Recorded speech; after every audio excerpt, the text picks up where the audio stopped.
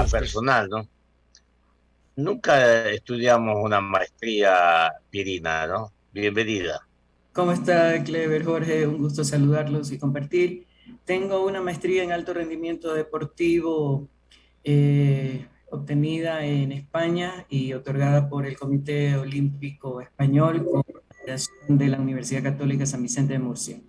Estaba en actividad deportiva y la idea era continuar en esa línea, por lo tanto me incliné a prepararme en eso y el paso posterior era un doctorado en la misma línea en Cuba. Hoy estoy ya registrada para una maestría, esta vez en España, que tiene que ver con la línea de comunicación, pero enfocado al tema político, al tema social, o sea, tiene varias líneas vinculadas a proyectos y una serie de cosas. Eh, ¿cuál ha sido cuál ha sido la reacción de Pirina Correa con estos resultados en los Juegos Olímpicos de los ecuatorianos? Porque esto no se da por milagro. Así es. Yo sostengo, luego sosteniendo que el gobierno del expresidente Rafael Vicente Correa Delgado, yo recuerdo que incluso creó estímulos para los deportistas y también construcción de centros deportivos. eh, y ahí están los resultados. ¿Cuál es el comentario que tiene Pierina Correa al respecto? La historia del deporte siempre se basa en procesos, o sea, sí, hay ocasiones en que por ahí sale una estrella fulgurante que en poquísimo tiempo da resultados, pero esas son las excepciones, no las reglas. Yo presidí Fede Guayas 7 años y Fede Guayas, al igual que otras federaciones deportivas del país, provinciales del país y Concentración Deportiva de Pichincha, somos formativos para el alto rendimiento. ¿Qué quiere decir esto? Que nosotros recorríamos las unidades educativas previo a autorización de los distritos, recorríamos los barrios urbanos marginales buscando los chicos dentro de un rango de edad, al ser formativos, entre los 5 y 14 años, buscando los somatotipos, es decir, el tipo de esqueleto, la proyección de crecimiento, en la formación muscular, porque en base a eso tú puedes querer ser, qué sé yo, levantador de pesas y resulta que el cuerpo, la estructura ósea y muscular no te da, o al revés, querer ser voleibolista y tu proyección de crecimiento es de 1,60 m. Entonces, hay características para cada deporte y hacíamos eso. Una vez con eso se ingresaban a las escuelas permanentes deportivas donde ya se les enseñaba la técnica de cada deporte propiamente dicho. Y así pueden pasar muchísimos años, hay diferentes niveles de competencia y luego pasan a lo que es el alto rendimiento deportivo. Para ello, la madurez del deportista se considera que es alcanzada a los 20, 25, dependiendo nuevamente del deporte, 30 años. Por eso podemos ver en algunas disciplinas como levantamiento de pesas, el caso de Alexandre Escobar, con 40, 41 años, seguía compitiendo a niveles olímpicos porque cubría las marcas requeridas bases. Entonces, hay deportes para los cuales realmente como país no tenemos opciones de llegar a Juegos Olímpicos, de repente sí a un nivel base de ciclo olímpico, por ejemplo, Juegos Bolivarianos, que son los primeros. Luego vienen sudamericanos, panamericanos, hasta los olímpicos. Por ejemplo, voleibol y baloncesto. Miren las estaturas de la gente que practica esos deportes y algunas veces, y me ha tocado, nos hemos reído porque vemos una chiquitita, pero cuando nos hemos parado al lado resulta que la chiquitita mide 1,80, ¿no? Entonces, Tú mismo al lado de una brasileña. claro, es que por eso te digo, en los Juegos Nacionales, en los campeonatos sudamericanos que jugamos en Lima, Perú, desde los graderíos veíamos justamente a Brasil y decíamos, mira, ajá, nos reíamos de la servidora porque era chiquita. Cuando nos tocó jugar con ellos, la chiquita, hasta Rosedy Rada y Diana Juez, que medían casi uno, qué sé yo, 78, una cosa así, eran patuchitas a la de ella y era la más baja. Pero bueno, así en cada deporte. Entonces, tienes que ir pasando por diferentes procesos y, por ejemplo, en Ecuador está el Comité Olímpico y el Comité Paralímpico, que es el equivalente, pero para deporte adaptado, es decir, para deporte practicado por personas con discapacidad y las federaciones ecuatorianas por deporte. Entonces, ellos tienen que asumir mi experiencia en la federación, los señores presidentes de algunas ecuatorianas eran muy cómodos con el cuento de que no había el dinero. ¿Qué hacían? Seleccionaban a unos cuantos, por ejemplo, Gimnasia Olímpica, seleccionaban a unos cuantos y le decían, a ver, a estos, si eran 10, me invento, a estos 4 les vamos a pagar, pero ustedes 6 están clasificados, pero busquen quién te dé. Entonces, como la mayoría de la selección le integraban chicos de Guayas, ¿a dónde iban? A su federación. Y nosotros teníamos que tomar de los fondos de autogestión, no podíamos tomar de los fondos del plan operativo anual porque al ser formativos no nos correspondía cubrir ese tipo de cosas con dinero del Estado, de fondos de autogestión. Muchas veces pusimos 15, 20 mil dólares para no frustrar el sueño de nuestros chicos. Eso es real y se ha dado en más de una ocasión. Lo mismo nosotros prestábamos todo el contingente, por ejemplo, con la Federación Ecuatoriana de Boxeo, para que pudieran desarrollar en escenarios y con implementos de Fede Guayas campeonatos internacionales para poder seguir fogueando y preparando a sus deportistas. Los logros que se han obtenido hoy son producto de todo ese proceso. En el gobierno de Rafael Correa se hizo una fuerte inversión en deporte. Ahora, también es cierto que no todos los ministros que han pasado han sido buenos ejecutores de las políticas públicas en deporte. Inclusive la ley del deporte vigente hasta ahora, vamos a presentar una propuesta de reforma, sacó, por ejemplo, de las federaciones provinciales, la Federación Estudiantil y la Federación de Ligas Barriales, cuando donde se busca el talento, en los colegios y en los barrios. Entonces, ahí hay algunas congruencias y contradicciones, pero como les digo, lo que ahora se está cosechando y las quejas de los chicos no es nueva, no es de ahora. O sea, tenemos que sentirnos súper orgullosos de las medallas de oro obtenidas por primera vez en la historia, esa cantidad. Tuvieron que pasar 25 años para que el logro de Jefferson pudiera ser replicado y con tanta fuerza, pero ustedes han oído los testimonios de los deportistas, cómo han sido maltratados, cómo no tienen, por ejemplo, hay algunos deportistas de alto rendimiento que siguen entrenando en sus respectivas federaciones. ¿Por qué razón? Si ya pasan al alto rendimiento, deben ser atendidos por las federaciones ecuatorianas por deporte. Pero ¿qué pasa? No todas tienen ni los implementos ni los escenarios adecuados. Entonces, ¿qué pasó? En federación, Roberto Gilbert se peleó con Danilo Carrera.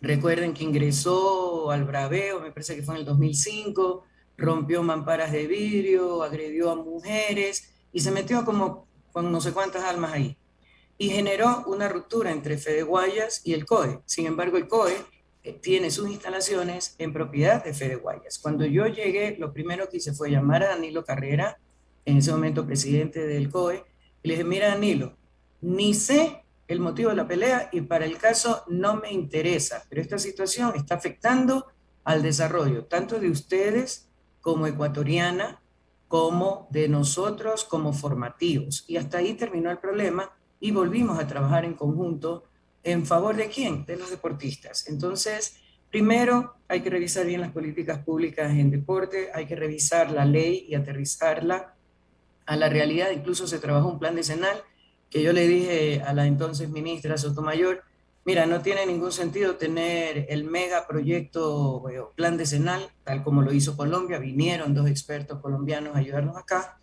si es que no hay una ley que permita su implementación. Y en este momento esa ley no lo permite. Y por supuesto tampoco hay el recurso. Entonces hay que tomar algunas medidas. El Ecuador tiene talento y tiene muchísimo talento.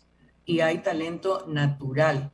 Y puede ser tranquilamente también una herramienta para darle esa oportunidad de vida a tantos niños y jóvenes, sacarlos de las drogas, sacarlos de las pandillas, de los embarazos adolescentes, de la delincuencia. Nosotros trabajamos con programas de mucho contenido social en ese sentido, y logramos a mucha honra formar campeones del deporte y campeones de la vida. Ese era nuestro eslogan, preparar campeones del deporte y campeones para la vida. Entonces, yo creo que hay que tomar muy en serio el deporte, que estos logros no son fortuitos, son producto de un trabajo súper esforzado, de sacrificios enormes, de no poder comer todo lo que te gusta, de no poder irte a la reunión con tus amigos porque tienes que estar en la concentración. O sea, mi felicitación y mi abrazo fraterno, no solo a los tres medallistas, sino a todos los deportistas, porque el solo hecho de llegar a Juegos Olímpicos ya es un logro, Es bastante. ya es Bueno, un logro. vamos a tener un tiempito, le vamos a pedir a Pero que, Pierina en algún momento disculpa que la se dé. interrupción, disculpa ¿Ah? la interrupción. Nosotros solo hablamos de Juegos Olímpicos y no le paramos bola a los Juegos Paralímpicos. Los Juegos Paralímpicos es equivalente, también se van a dar en Tokio, deben estar por empezar, si es que no han empezado ya, y es para deportistas con discapacidad. ¿Por qué hago hincapié en esto? Porque también tenemos deportistas paralímpicos en competencia, entre ellas Kiara Rodríguez. Kiara Rodríguez en este momento tiene 17 años, fue formada por nosotros desde los 12 años. Esa niña es triple campeona mundial juvenil en salto largo, 100 y 200 metros, es campeona absoluta mundial en salto largo y está clasificada para participar en Juegos Paralímpicos. Así es que también como prensa miremos un poquito hacia allá, porque si para el deporte convencional, que genera y requiere un enorme esfuerzo, imagínense lo que representa para chicos que tienen algún tipo de discapacidad. Es de mayor aplauso todavía. Disculpe. Vamos a pedirle un tiempo a Pierina Correa para conversar bastante, porque hay mucha tela que cortar al respecto en un programa mucho más amplio. Pero esta mañana, que son las 7 horas 16 minutos, 18 minutos ya, queremos darle el paso a Jorge Escobar para que proceda a las interrogantes que tiene con la legisladora Pierina Correa.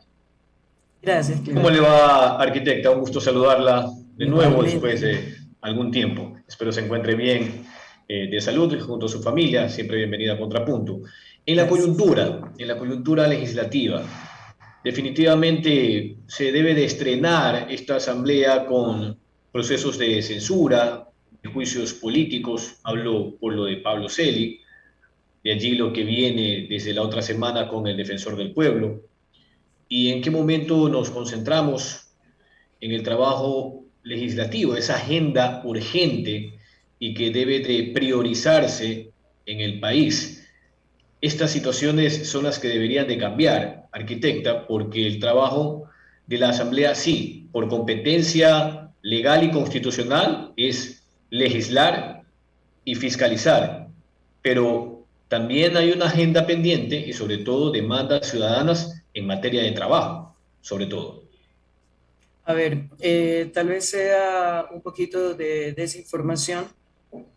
Nos tienen a los asambleístas y lastimosamente venimos arrastrando una asamblea que llegó al 2% de aceptación y de confianza por parte del pueblo ecuatoriano y nos nos ponen en el mismo saco. Nosotros trabajamos 24/7.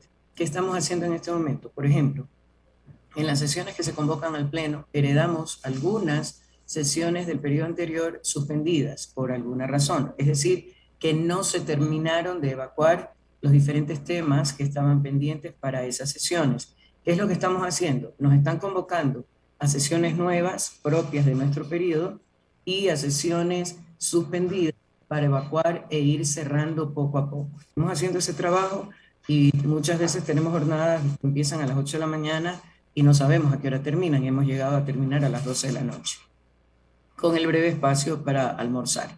Entonces, sí hemos pasado leyes, tenemos una agenda, trabajamos en una agenda con 5 ejes para el periodo junio 2021 a mayo 2022, justamente priorizando las de mayor urgencia. Hagamos una división, por ejemplo, todo lo que tiene que ver estrictamente con presupuesto, y ojo, ya deben estar preparando las diferentes instituciones que trabajan con rentas del Estado, tanto las estatales como las privadas que reciben fondos, sus respectivos presupuestos, planes operativos anuales, para ser revisados y para ser incorporados en el presupuesto nacional. A nosotros también nos toca aprobar o no ese presupuesto, por lo tanto ya estamos haciendo nuestro trabajo para que se asignen los presupuestos adecuados, y ahí se combina legislación y fiscalización también en dos sectores que para nosotros son vitales, educación y salud. Por otro lado, están pendientes y tienen que ver justamente con todo el tema de reactivación económica, de incentivo a la producción en las diferentes áreas, con las leyes que tienen injerencia económica y financiera, pero esas son estrictamente de potestad y competencia del Ejecutivo. Nos vienen anunciando que pronto las van a presentar, todavía no se ha presentado nada.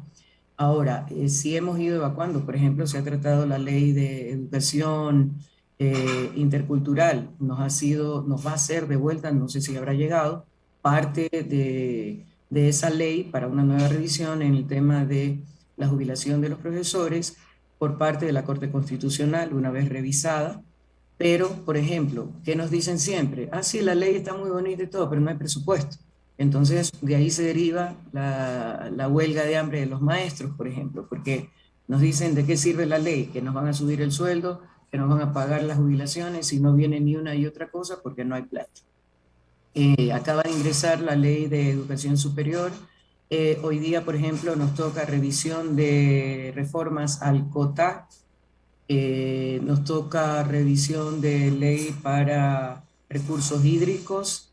Hemos venido trabajando diferentes leyes, analizando. No todo es de soplar y hacer botella. Hay diferentes, lo que se llama el proceso parlamentario, que se tiene que cumplir. Presentar una ley, analizarla desde la unidad técnica legislativa para garantizar que esté de acuerdo con la Constitución, con otros cuerpos legislativos, que no se contraponga con ninguno de ellos, que esté bien estructurada.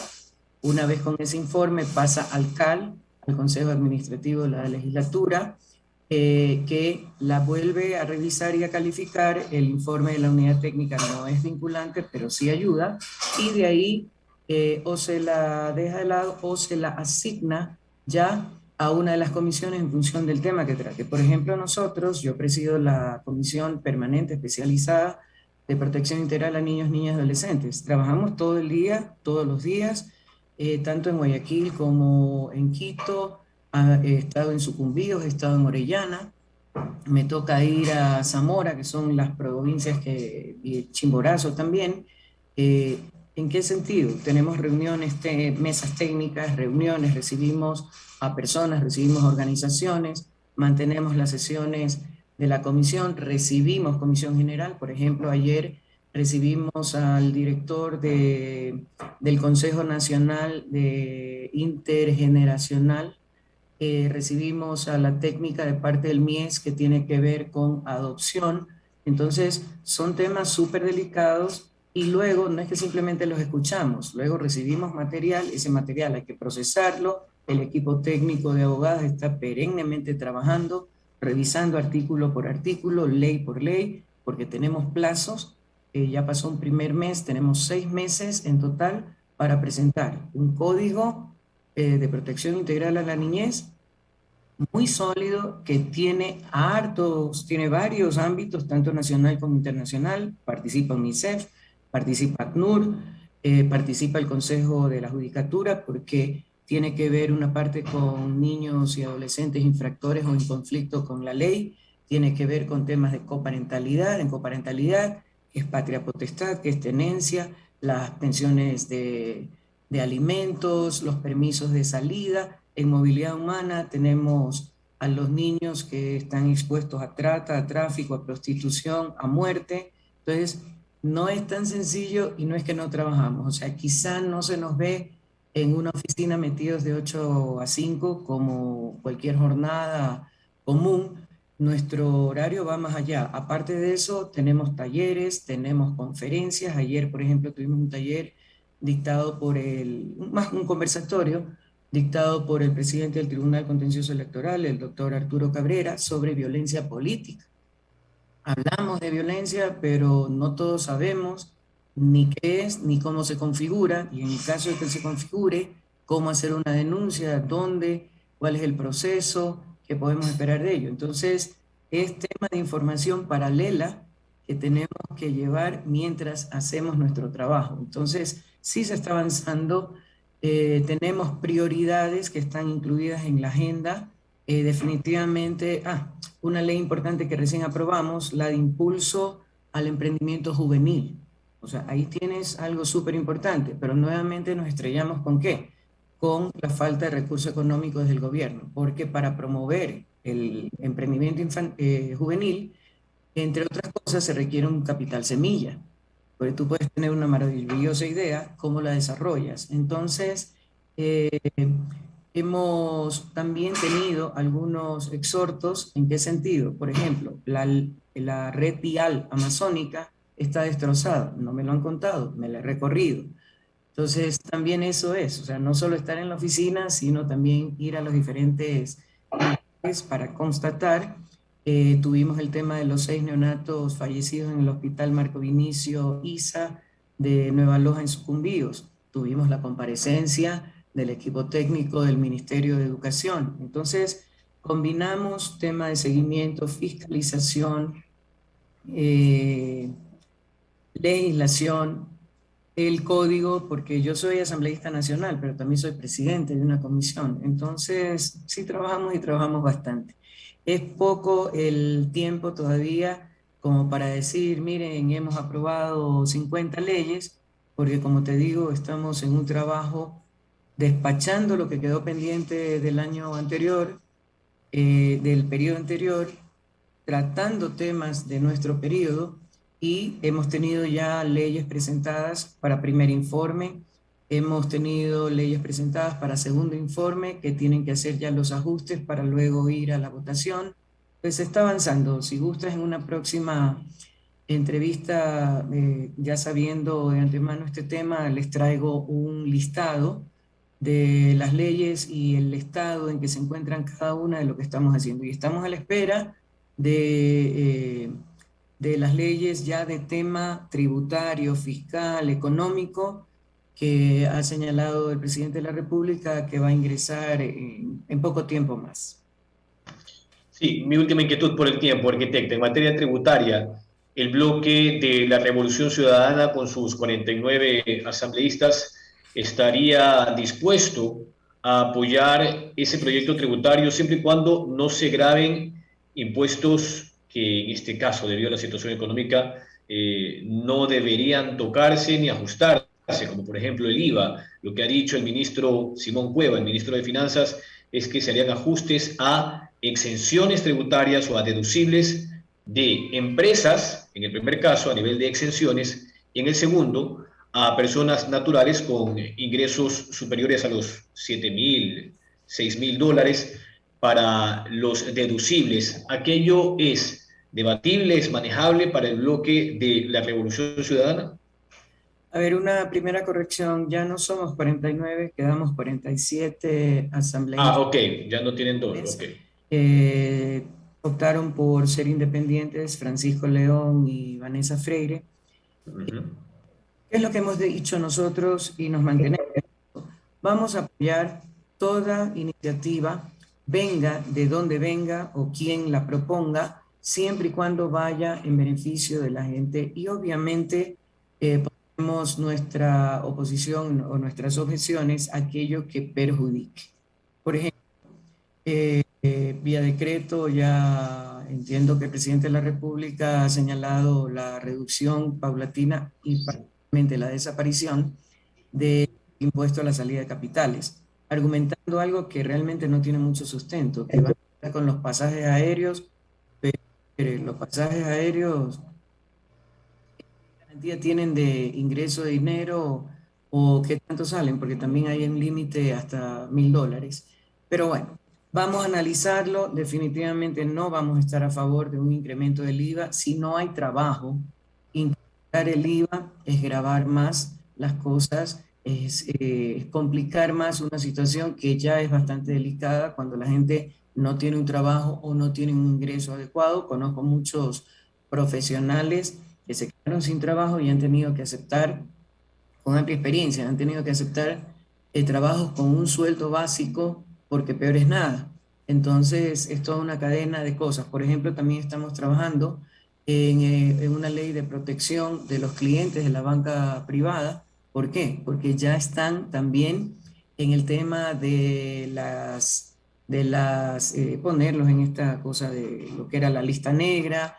Hay gente que ya no ha podido, no porque no ha querido, no ha podido cumplir con sus obligaciones de pagos, de créditos y todo, porque sencillamente no tiene un trabajo y no tiene un ingreso. Tenemos ese mismo problema en cuanto a las pensiones de alimentos, por ejemplo. Hay padres que se han quedado sin trabajo.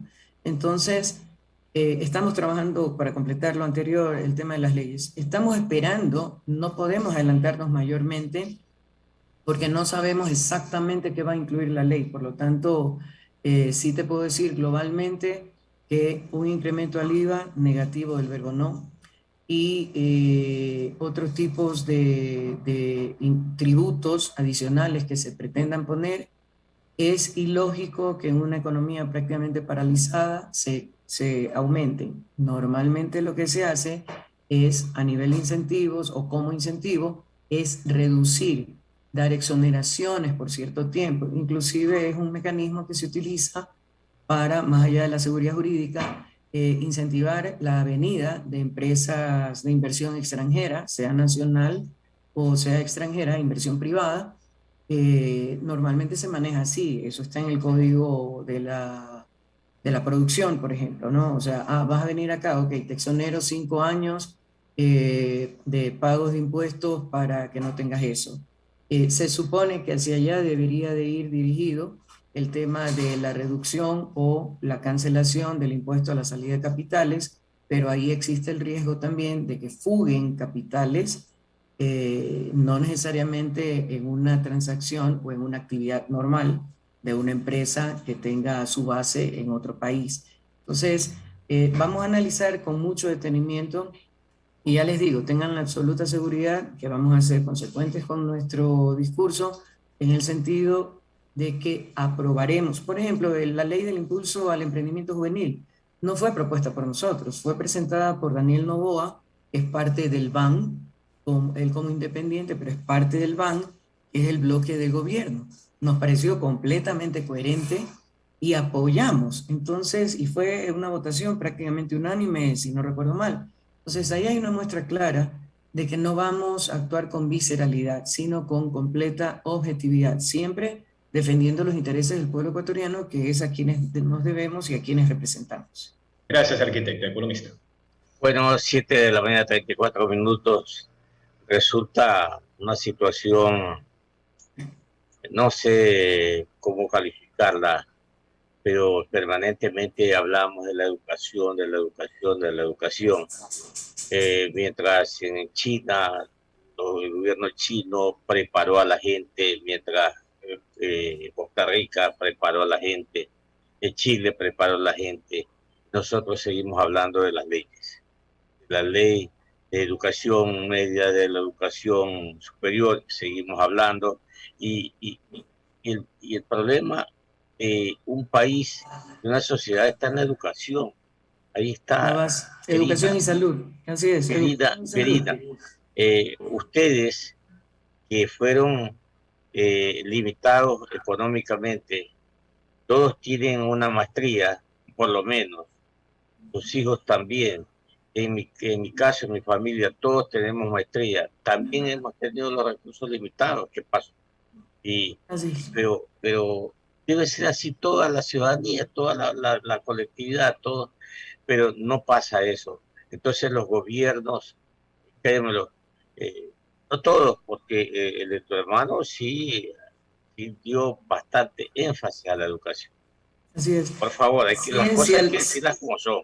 A ver, ciencia, tecnología, investigación, la revisión de las universidades para que no proliferaran libremente, sino que garantizaran a los estudiantes la calidad académica. ¿Por qué? Porque la calidad académica también va de la mano con las condiciones de competitividad. ¿Qué pasa? Acaban de ingresar una propuesta para que 12 de las 14 universidades que fueron cerradas en la época de Rafael Correa porque no reunían las condiciones de infraestructura, de laboratorios, de equipos, entre otras cosas, están pidiendo que se las reabran. Las Entonces, universidades de garaje, ¿cómo es? correcto, correcto. Sin embargo, ya ingresó la propuesta. Entonces, ¿pero qué pasa? Ahí viene el doble tema, ¿no? Como cierto sector de la prensa lo maneja, se oponen a la educación de la gente, a las opciones de educación. Entonces, no, no es una oposición a la educación de la gente. Somos defensores y yo particularmente, yo hago mucho énfasis en educación y salud. Para mí son los dos pilares de cualquier sociedad en el mundo, pero tampoco se trata de la proliferación por proliferación, o sea, también tenemos que trabajar en la calidad, porque eso es parte de la responsabilidad con eso. Discúlpame que te interrumpa, es que el Sí, Ecuador no necesita universitarios, necesita también tecnólogos, necesita técnicos y gente tecnólogos, especializada. así es. Por favor, Mira, pues, Clever, un comentario. Mira cómo va cambiando la educación en el mundo, ¿ok? Tal vez nosotros todavía no estemos preparados para eso, pero la educación en Japón, o sea, en otros sectores, en Noruega, en otros sectores de Asia y de Europa, están trabajando de otra manera. Ya no es el típico, la clásica educación de matemáticas, gramática, literatura, es diferente. Y en Estados Unidos, donde existen muchas de las mejores universidades del mundo, están ya también yendo a valorar más la experiencia que el título. ¿Ok?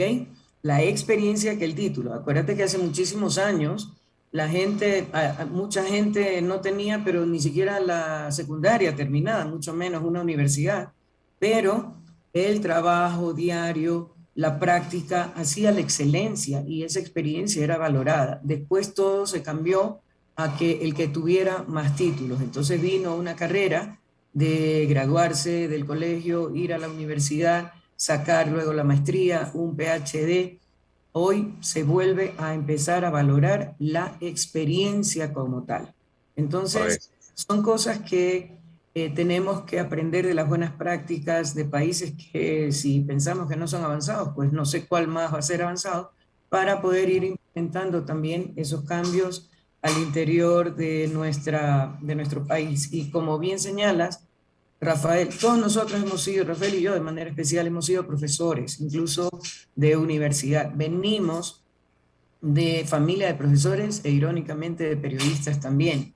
Yo sí he hecho medios de comunicación. Entonces, para nosotros el tema de la educación es vital, no ¿Qué solo tal? vital. Por eso se hizo la inversión en Yachay, en IQIAM, en la Universidad de las Artes, en la Universidad de Formación de Docentes. Mira, algo bonito ahorita que mencioné la Universidad de las Artes y te recomiendo visitar sus instalaciones. Sí, las conozco. Ya, es lindísimo y están trabajando muy de la mano con la comunidad. Entonces, ahí hay una opción que puedes poner a disposición junto al deporte para que los chicos se enamoren de estas actividades y vean en ellas una motivación, un reto que cada día los obligue a mantenerse fuera de tentaciones negativas para concentrarse en buscar la excelencia en deporte para ser campeones, en las diferentes manifestaciones del arte y la cultura, para ser el mejor cantante, el mejor fotógrafo, la mejor actriz, la mejor bailarina. Eso tenemos que trabajar también porque estamos hablando de formación integral, no solo lo académico puro. También hay que trabajar la mente, la psiquis, las emociones, y eso lo complementan actividades como el deporte y la cultura y las artes. O sea, es Bueno, global. hablando de los impuestos, yo sí te la voy a dejar ahí en el tintero. Así como en algún momento, cuando fue el terremoto en Manabí y Esmeraldas, el gobierno de Rafael Vicente Correa Delgado dijo, vamos a Dos aumentar puntos. el, 2 puntos al Sí. IVA por un tiempo. Ujú. De hecho, se hizo. Pero ahora, con esta pandemia, quienes tuvieron ingresos fueron los farmacéuticos, los laboratorios, los supermercados. Yo diría que hay que ponerle un impuesto especial por única vez, pero si buscamos recursos, ahí están, porque todo el mundo perdió, todo el mundo perdió. Con todo respeto, lo que ganaron ellos. Mira, el doctor Camilo Salinas accedió a un pedido de nosotros, de él. El examen de laboratorio por el PCR era $120, yo lo pagué, ¿ya? Eso fue un asalto, un atraco. Bueno, ahora está en 45, está 45, ¿ya? Cosas como esas que se han dado. Yo sí creo, Perina, que hay que observar y hay que pedir al gobierno que haga algo en ese sentido. Y en el otro, ya en el macro, ni soñando aumentar impuestos, ni soñando crear nuevos impuestos. Imposible, imposible. ¿Cómo lo van a hacer? Bueno, es que por eso no puedo comentar mayormente hasta que no tenga el documento en la mano. Correcto. Pero mira la actitud del presidente ha sido bastante tosuda, por decirlo de alguna manera, con el tema, por ejemplo, de los precios de la gasolina y de los combustibles en general. O sea, y ya dijo, no va a derogar el decreto y no va a parar eso. Entonces, ¿qué sucede? Nuevamente, ojo, los 2 puntos porcentuales que tú señalas en el caso del apoyo para los afectados del terremoto, ¿qué pasa? Había trabajo, había clase media, me explico, había trabajo digno, condiciones dignas, ingreso, se movía la economía, había compra, había oferta, había demanda. Hoy no es así y no solamente por el COVID. Entonces, hay algunas propuestas que sí se han hecho. Por ejemplo, a quienes mencionan, a ver, a quienes se les ha perdonado deudas fiscales, no una, varias veces. ¿A ti te lo han condonado? No, a mí tampoco. Irónicamente, a un grupo pequeño de grandes empresas, de grandes bancos, de grandes instituciones. 4.200 millones de dólares en una ocasión y no sé cuántos miles de millones de dólares más en una segunda ocasión. O sea, si ya te condonan, ponte al día y cumple mes a mes para que no se te vuelva a acumular. Claro. Eso no se ha dado. Entonces, pero tú te atrasaste en la deuda porque te quedaste sin trabajo y te masacran enseguida y te mandan a coactiva y te cobran intereses y multas que tampoco tienes cómo pagar. Entonces, mira las diferentes propuestas que se han dado. A ver, la condonación sacar de la lista negra del buró de crédito a personas que tengan deudas hasta $1.000. Mucha gente se emocionó porque pensaron que se las iban a condonar las deudas. Pero ¿qué pasa? Ok, tú sigues con la deuda. Lo que te han dicho es, ya no vas a tener en principio el obstáculo para acceder a financiamiento, pero ya, pues anda al banco.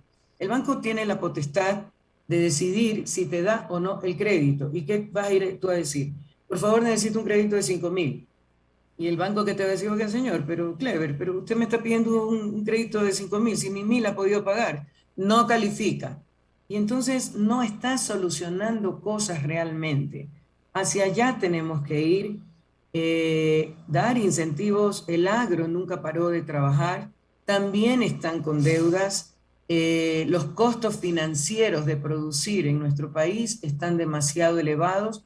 A eso se suman los costos continuamente incrementados de los combustibles que golpean directamente a la cadena productiva, los altos costos de energía eléctrica y nadie hace nada. Por si acaso, desde la Asamblea sí estamos haciendo presión, pero saludo a la bandera, o sea, no hay ninguna reacción de parte de ellos. No hay justificación para el incremento del costo de la energía eléctrica porque tenemos centrales hidroeléctricas que están funcionando y fueron programadas para un crecimiento poblacional a 30 años. Por lo tanto, con la capacidad, ni siquiera al 100%, que están trabajando, están bajando costos, produciendo energía no solo más limpia, sino más económica. Estamos exportando a Colombia y otros países, por lo tanto está generando un ingreso al país. ¿Me explico? Entonces, no hay razón ni técnica ni financiera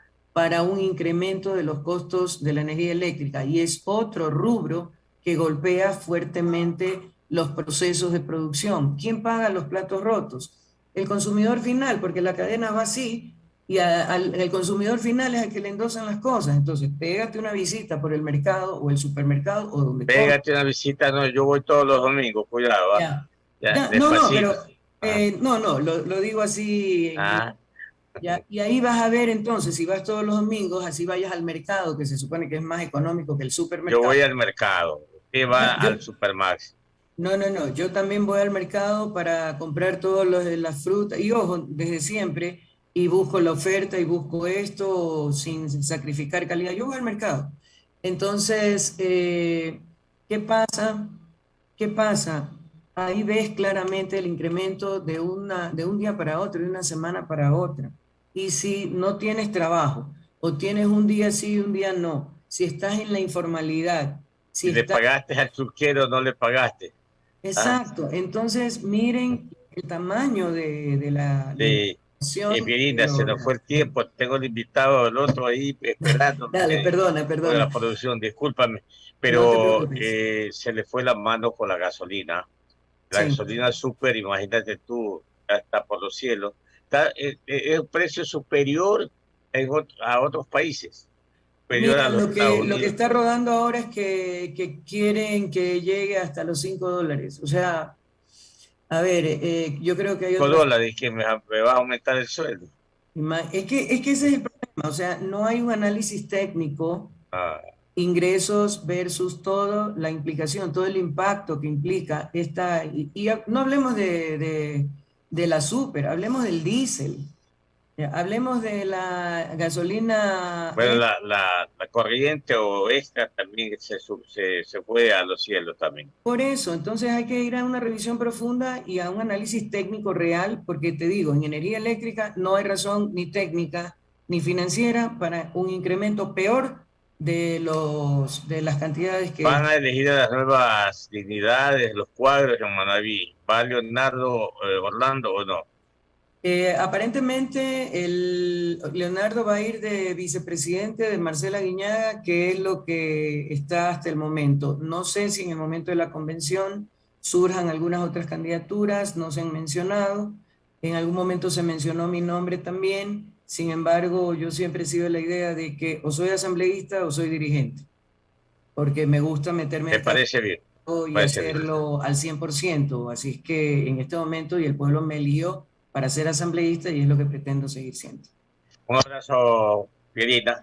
Gracias. Un abrazo. Seguimos en otro momento los deportes y la educación. Cuidado. Dale. Sí. Importantísimo. Okay. Y la salud también. Un abrazo. Que vaya muy bien. Igualmente. Pues,